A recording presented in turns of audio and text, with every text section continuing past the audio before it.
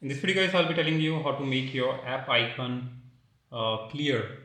How to make your app icons clear on iPad or iPad or iPhones or iOS 26 update.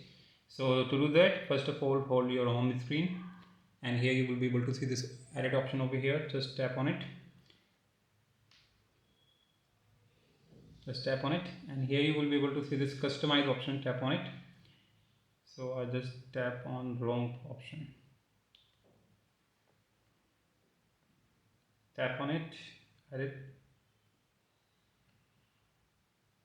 tap on customize, and here you will be able to see different apps customization. So if you want to make your app icons clear, just tap on clear, and it will make your app icons completely clear guys. So this is how you can do it.